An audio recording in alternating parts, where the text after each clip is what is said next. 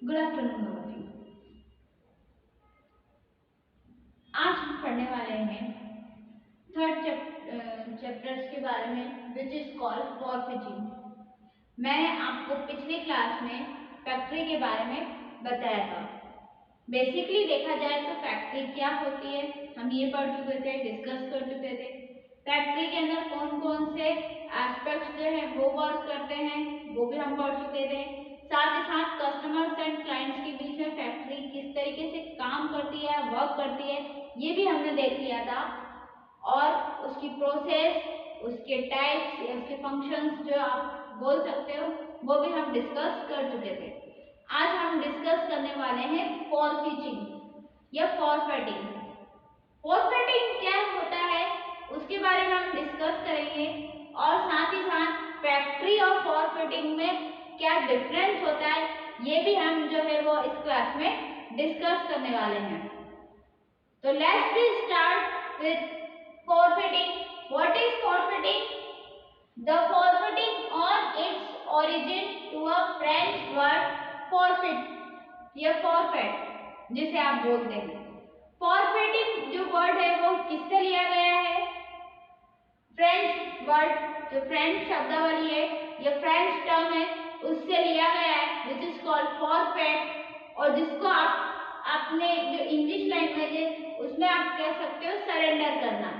जब आप as a businessman या एज अ ऑर्गेनाइजेशन मैन जब आप किसी और चीज को अपने राइट्स को सरेंडर कर देते हैं कुछ और चीज पाने के लिए या कुछ और हासिल अपने गोल को हासिल करने के लिए, जब आप अपने राइट्स को फॉरफिट कर देते हैं, मतलब आप अपने राइट्स को सरेंडर कर रहे हैं किसी वजह से या किसी अपने गोल को पाने के लिए, आप जब फॉरफिट कर देते हो, सरेंडर कर देते हो अपने राइट्स को, तो उसे आप क्या करोगे? उस प्रोसेस को या उस थिंग्स को आप क्या कहोगे? फॉरफिटिंग कहोगे। तो बेसिकली जब आप नॉर्मल भाषा में बोला जाता है, जब आप हिंदी में फॉरफिटिंग को कहा जाता है जब सरेंडर करना, मतलब दूसरों का अपना हक जो है वो देना। तो जब आप फॉरफिटिंग की बात करते हो तो जब आप अपने अधिकारों का, राइट्स को सरेंडर करना, मतलब किसी और को सौंपना, त्याग कर देते हो अपने राइट्स को किसी और चीज को पाने के लिए, अपने लक्ष्य को हासिल करने के लिए, या आप अपना जो लक्ष्य है वो निर्धारित करने के लिए, जब आप अपने राइट्स, जो आपके पास जो राइट्स है या आपके पास जो हक है, उन सारे हकों को त्याग देते हो, सरेंडर कर देते हो, किसी और को सौंप देते हो, तो उसे आप क्या कहोगे? उस प्रोसेस को आप कहोगे फॉरफिटिंग, या उस प्रोसेस को क्या कहा जाता है? फॉरफिटिंग कहा जाता है। नेक्स्ट हम बात करेंगे फॉरफिटिंग के अंदर पार्टीज की। जब फॉरफिटिंग होता है, आप भैया सरेंडर कर रहे हो एज अ बिजनेसमैन, तो उसके अंदर क्या होगी? बहुत सारी पार्टीज इन्वॉल्व होगी, वन पार्टी, टू पार्टी, जैसे हमने पिछली क्लास में फैक्टरिंग में पढ़ा था, क्लाइंट एक अलग पार्टी, कस्टमर एक दूसरी पार्टी, और फैक्टरिंग क्या था? एक थर्ड पार्टी थी। तो उसी तरीके से फॉरफिट का भी वर्क होता है। फॉरफिटिंग क्या है? एक पार्टीज 5 पार्टीज में डिवाइडेड है। फॉरफिटिंग के अंदर कितनी पार्टीज वर्क करती है?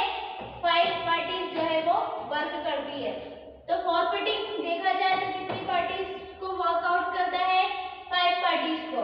फर्स्ट होता है exporter, second importer, third importer bank, fourth is exporter bank and fifth is the forfaiter. पहला जो आयात कर रहा है, एक्सपोर्ट कर रहा है, दे रहा है, निर्यात कर रहा है। दूसरा इंपोर्टर जो आयात कर रहा है, जो चीजों को ले रहा है। तीसरा इंपोर्टर बैंक, आपको जो बैंक से इंपोर्ट हो रहा है वो। चौथा एक्सपोर्टर बैंक, जो आपको दे रही, एक्सपोर्ट कर रही है वो वाली बैंक। एंड फिफ्थ इज फॉरफिटर, और वो व्यक्ति जो सारी चीजें अपने लक्ष्य को हासिल करने के लिए त्याग रहा है वो। तो ये सारी चीजें जो है वो किसके अंदर आती है? ये 5 पार्टीज जो है वो किसके अंदर आती है?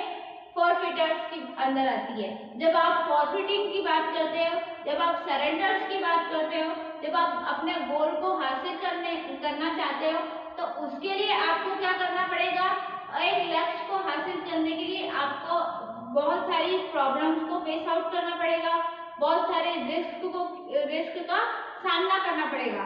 तो जब आप रिस्क जनरेट करते हो और उन रिस्क से फेसिंग करते हो और उन रिस्क से प्रॉब्लम्स को सॉल्व करते हो, तो ये सारे फैक्ट जो है वो पार्टीज फॉरफिटिंग में इन्वॉल्व होती है।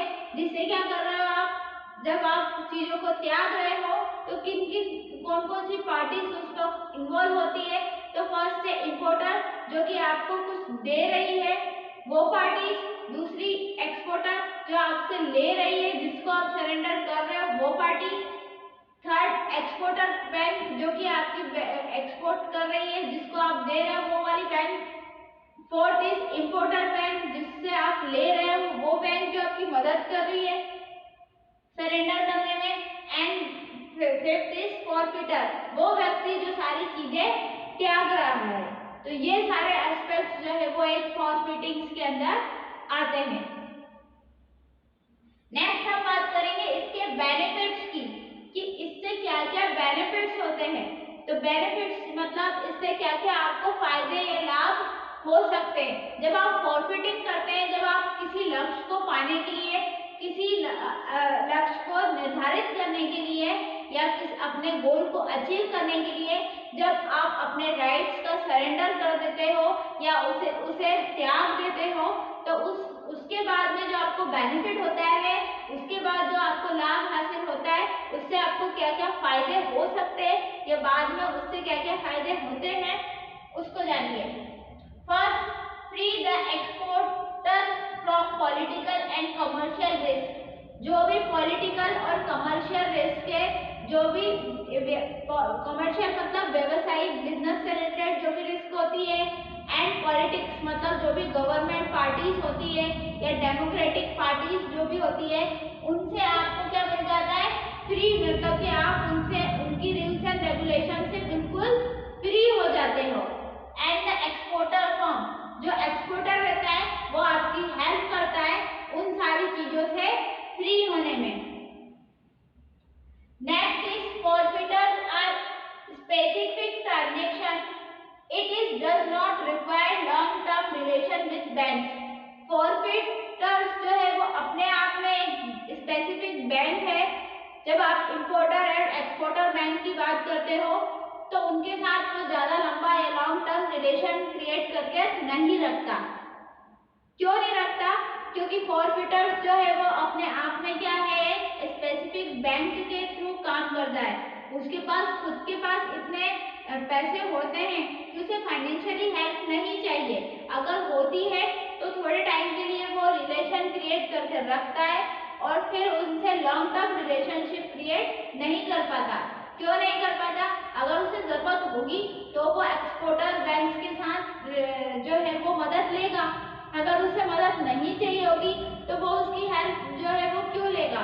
तो इसीलिए कहा गया है कि इसको क्या होता है कि ये जो है वो लॉन्ग टर्म रिलेशन जो है वो बैंक के साथ नहीं रखता है, बिकॉज ये अपने आप में एक स्पेसिफिक बैंक का एक ऐसा ट्रांजेक्शन की तरह वर्क करता है जो कि खुद जो है सारी चीजें हैंडल कर सकता है। तो इसीलिए जो फॉरफिटर जो व्यक्ति है वो जो है वो लॉन्ग टर्म रिलेशन बैंक्स के साथ नहीं रखता है।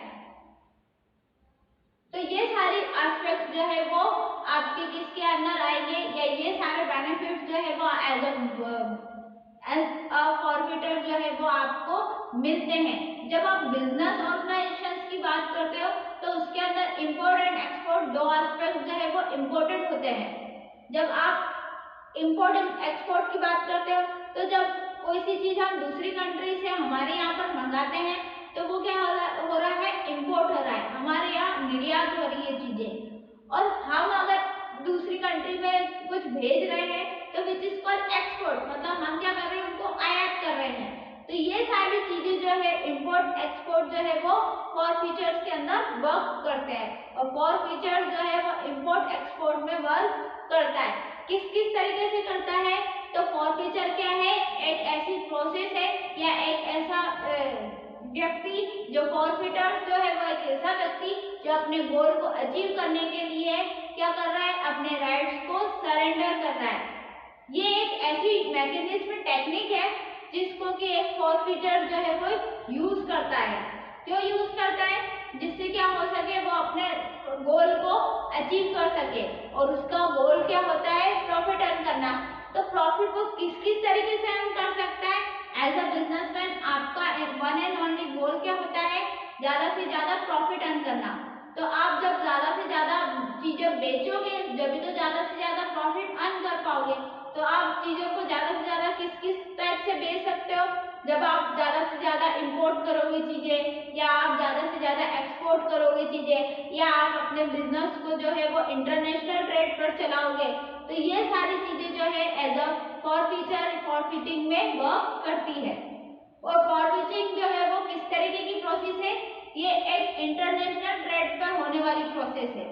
जब आप इंटरनेशनल ट्रेड करते हो, जब आप दूसरी कंट्रीज के साथ भी बिजनेस करते हो, तो ये जो फॉरफिटिंग है जो आपको काम करना पड़ता है। और फॉरफिटिंग जो है वो एक ऐसी प्रोसेस है, जब आप इंटरनेशनल ट्रेड करते हो, जब आप इंटरनेशनल लेवल पर बिजनेस करते हो, तो उसमें फॉरफिटिंग जो है वो अहम भूमिका जो है वो निभाता है। किस तरीके से? भैया वो जो है अदर कंट्री का व्यक्ति है और आप एक अलग कंट्री के व्यक्ति हो।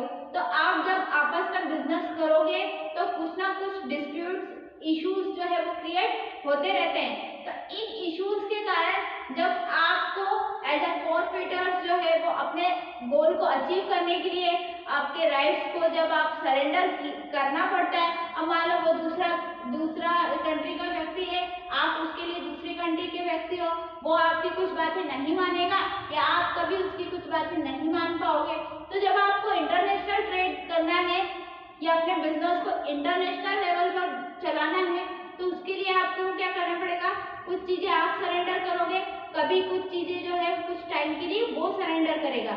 तो जब आप अपनी राइट्स को सरेंडर कर रहे हो तो उस प्रोसेस को क्या कहा जाता है, फॉरफिटिंग कहा जाता है। और फॉरफिटिंग क्या है, एक ऐसा मैकेनिज्म टूल है या एक ऐसा मैकेनिज्म फॉरफिट है जिसके थ्रू क्या कर रहे हो, आप अपने गोल को अचीव करने के लिए अपने राइट्स को सरेंडर कर रहे हो और फिर आप जो है वो अपने गोल को अचीव कर लेते हो। अब यार दोनों अदर कंट्रीज के हैं तो दोनों आपस में बिजनेस जो है वो कैसे कर पाएंगे? कभी कुछ समय के लिए आप उसकी बात नहीं मानोगे, कभी कुछ समय के लिए वो आपकी बात नहीं मानेगा। तो दोनों आपस में जो है वो बिजनेस कर पाए, इसके लिए क्या करना पड़ेगा, कभी आपको अपने राइट्स को सरेंडर करना पड़ेगा, कभी आप उससे कहोगे कि उसके राइट जो है वो सरेंडर करे, तो कभी उसको अपने राइट्स जो है वो सरेंडर करना पड़ेगा। क्योंकि आप क्या कर रहे हो, उसके साथ एक बिजनेस डील कर रहे हो। और बिजनेस डील कैसे होती है, जब आप अपने कभी ना कभी राइट्स को जो है वो सरेंडर कर सको। हमेशा आप अपने राइट्स को यूज कर सके ऐसा नहीं होता। जब आप बिजनेस की बात करते हो तो बिजनेस का मोटिव क्या होता है कि प्रॉफिट अर्न करना। और प्रॉफिट कब अर्न कर पाओगे, जब आपका बिजनेस अच्छे से चलेगा। और बिजनेस कैसे अच्छे से चलेगा, जब आपका मैनेजमेंट जो है या ऑनर जो है वो परफेक्टली वर्क कर सके। तो ये सारी चीजों को ध्यान में रखते हुए जब कोई डिस्प्यूट हो जाता है, या आप जब इंटरनेशनल ट्रेड कर रहे हो, या आप जब इंटरनेशनल लेवल पर बिजनेस कर रहे हो और उसमें जब आपको अपने राइट्स को जो है वो सरेंडर करना पड़ता है, त्यागना पड़ता है, तो उस वक्त जो है वो फॉरफिटर जो है वो वर्क करता है। और फॉरफिट जो है वो कहाँ से लिया गया है, फॉरफिट जो है वो एक फ्रेंच वर्ड है जो कि फ्रेंच टर्म से लिया गया है। नेक्स्ट हम बात करेंगे फैक्टरिंग और फॉरफिचर के अंदर डिफरेंस की। जब मैं फैक्टरिंग एंड फॉरफिचर के अंदर डिफरेंस की बात करूं तो हमने पिछली क्लास में फैक्टरिंग जो है वो उसके बारे में डिस्कस कर लिया था कि फैक्टरिंग जो है वो किस तरीके से वर्क करता है, या फैक्टरिंग जो है वो किस तरीके से वर्क करता है। तो फैक्टरिंग क्या है, फाइनेंशियली सर्विस है जो कि आपको क्या करती है, दी जाती है क्लाइंट से पैसे वसूल करने के लिए। और फॉरफिचर क्या है, फॉरफिचर एक ऐसा इंटरनेशनल ट्रेड है जो कि इंटरनेशनल लेवल पर जो आप एक्सपोर्ट और इंपोर्ट करते हो अपने बिजनेस में, तो उसमें हेल्प करता है। तो इन दोनों के बीच में डिफरेंस क्या है, फैक्टरिंग जो है वो फॉरफिचरिंग से कैसे अलग है, फॉरफीचर जो है वो फैक्टरिंग से कैसे अलग है, इन सारी एस्पेक्ट्स को हम डिफरेंस बिटवीन में समझते हैं। तो the topic is difference between factoring and forfaiting. जब मैं आपको फॉरफीचर्स एंड फैक्टरिंग के बीच में डिफरेंस बताती हूँ, तो फर्स्ट है फैक्टरिंग। फैक्टरिंग क्या है? It is a domestic bill receivable and discount. Factoring क्या है? एक ऐसा डोमेस्टिक बिल रिसीवेबल है और एक ऐसा डिस्काउंट है जो कि आपको ही सिर्फ अवेलेबल होता है। मैंने आपको पहले भी बताया जब हम फैक्टरिंग का पूरा चैप्टर पढ़ रहे थे कि फैक्टरिंग क्या है? बिल रिसीवेबल है जो कि डिस्काउंट के ऊपर दिया जाता है और आपको फाइनेंशियल सर्विस की हेल्प करता है। और फैक्टरिंग क्या है? एक ऐसी थर्ड पार्टी है जो कि आपको फाइनेंशियली हेल्प या सर्विस प्रोवाइड करती है। Next is forbidding. Forbidding is a discounting credit bill and international trade. Forbidding क्या है? एक ऐसा इंटरनेशनल ट्रेड है। जब आप बिजनेस में इंपोर्ट एंड एक्सपोर्ट की बात करते हो तो फॉरबिडिंग क्या करता है? उसमें वर्क करता है। And it is a discounted and credit bill. जो फॉरबिडिंग है वो क्रेडिट बिल्स के ऊपर डिस्काउंट प्रोवाइड करता है और क्रेडिट बिल्स जो उधार पैसे हैं उसके ऊपर क्या करता है? डिस्काउंट जो है वो प्रोवाइड करवाता है। तो फैक्टरिंग क्या करता है? बिल रिसीवेबल पर वर्क करता है और फॉरबिडिंग क्या करता है? क्रेडिट बिल्स के ऊपर वर्क करता है। डिस्काउंटेड जो है वो दोनों करते हैं। फैक्टरिंग क्या करता है? सिर्फ और सिर्फ आपकी जो सर्विसेज है फाइनेंशियल वो देता है, साथ ही साथ सिर्फ नेशनल की सर्विस देता है। इंटरनेशनल ट्रेड पर फॉरबिडिंग वर्क करता है और फॉरबिडिंग क्या होता है? इंटरनेशनल लेवल पर इंपोर्ट एंड एक्सपोर्ट का काम करता है। Next it is factoring is a short term transaction only 180 days.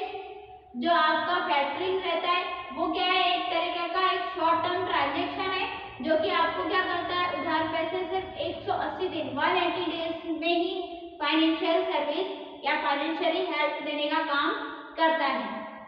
And next is forbidding. Forbidding क्या है? Medium and long term transaction है। जब मैं फॉरबिडिंग की बात करती हूँ तो फॉरबिडिंग क्या है? Medium and long term transaction है जिसके अंदर आपको 180 डेज टू 7 ईयर तक का टर्म जो है वो अप्लाई आप कर सकते हो। एंड मीडियम टर्म में 30 से 180 डेज का भी आप कर सकते हो। तो जब आप फॉरबिडिंग और फैक्टरिंग की बात करोगे तो फैक्टरिंग क्या है? एक शॉर्ट टर्म ट्रांजैक्शन है जो कि सिर्फ और सिर्फ आपको बिलो द 180 डेज जो है वो प्रोवाइड किया जाता है। और जब आप फॉरबिडिंग की बात करोगे तो फॉरबिडिंग क्या है? एक middle and long term transaction है, medium and long term transaction है जो कि आपको 180 से 7 ईयर तक भी प्रोवाइड होता है और 30 से 180 डेज तक का ये भी प्रोवाइड किया जाता है। ये दोनों तरीके से चलता है और ये सिर्फ शॉर्ट टर्म तरीके से चलता है।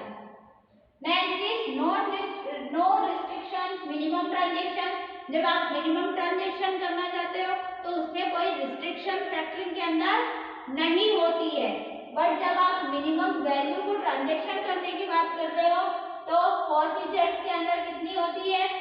250 पर डॉलर ट्रांजैक्शन। 250 पर डॉलर जो है वो ट्रांजैक्शन आप जो है वो अवेलेबल करा सकते हो। किसके अंदर? ये जो है वो मिनिमम वैल्यू है जो कि फॉरफीचर्स के अंदर प्रोवाइड होती है। वो डॉलर में क्यों होती है? क्योंकि आप इंटरनेशनल ट्रेड कर रहे हो। जब आप दूसरी कंट्री से ट्रेडिंग करोगे, जब आप दूसरी कंट्री से बिजनेस करोगे तो वो क्या उसकी कंट्री के हिसाब से, जैसे हमारे इंडिया में रुपीस चलता है वैसे दूसरी कंट्रीज में डॉलर या अलग अलग जो है वो अपने कंट्रीज के हिसाब से अलग अलग करेंसी होती है।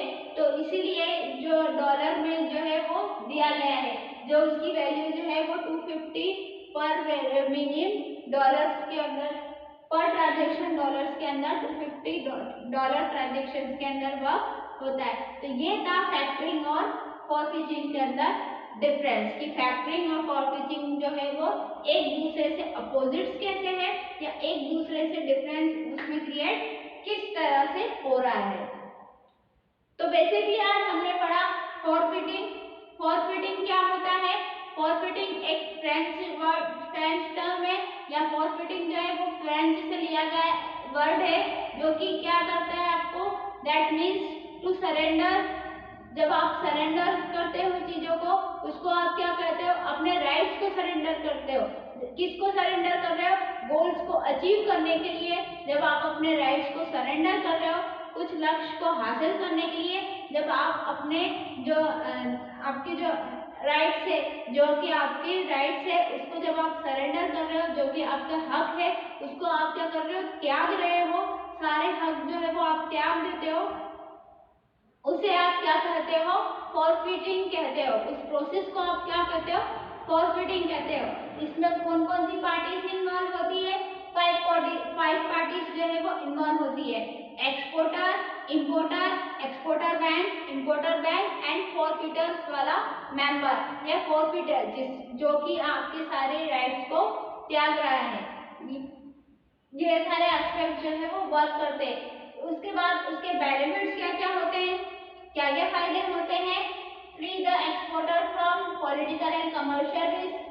जो एक्सपोर्टर रहता है वो क्या हो जाता है, फ्री हो जाता है सारी जितनी भी कमर्शियल और पॉलिटिकल रिस्क है उससे। उसके बाद फॉरफीचर और स्पेसिफिक ट्रांजेक्शन, फॉरफीचर जो है वो अपने आप में एक स्पेसिफिक ट्रांजेक्शन है जिसकी वजह से वो क्या करता है, जो बैंक है उससे लॉन्ग टर्म रिलेशनशिप नहीं रखता है, क्योंकि वो अपने आप से खुद से सारी प्रॉब्लम्स को भी सॉल्व कर लेता है, क्योंकि वो खुद से अपने राइट्स जो है वो सरेंडर करता है। तो जब खुद से सारी चीजें जो है वो सरेंडर की जाती है कुछ हासिल करने के लिए, कुछ स्पेसिफिक गोल को अचीव करने के लिए, तो वो कैसा गोल हो जाता है, उससे हमें भी बेनिफिट या फायदे मिलते ही मिलते हैं। तो इस तरीके के फायदे जो है वो एज अ फॉरफिटिंग्स के थ्रू मिले जाते हैं। उसके बाद फैक्टरिंग और फॉरफिटिंग्स के अंदर क्या क्या डिफरेंस होता है। फैक्टरिंग जो है वो एक डोमेस्टिक डील है और फॉरफिटिंग क्या है, इंटरनेशनल ट्रेड है।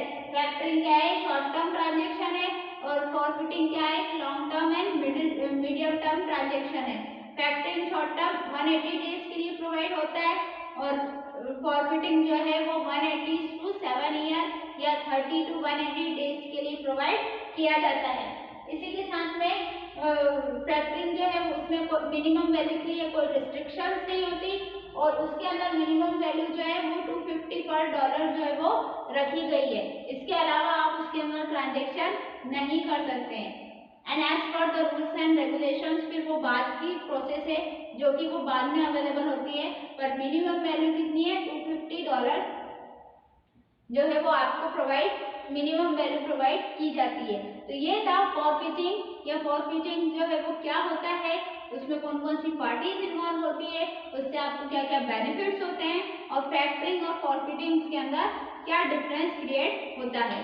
तो ये था आपका fourth chapter which is called forfaiting. Next lecture या नेक्स्ट वीडियो में हम पढ़ेंगे बिल डिस्काउंटिंग के बारे में, कि आपका एक नया चैप्टर जो इसके बाद स्टार्ट होगा विच इज कॉल्ड बिल डिस्काउंटिंग, कि बिल को डिस्काउंट पर किस तरीके से दिया जाता है। तो नेक्स्ट वीडियो में हम देखेंगे बिल डिस्काउंटिंग।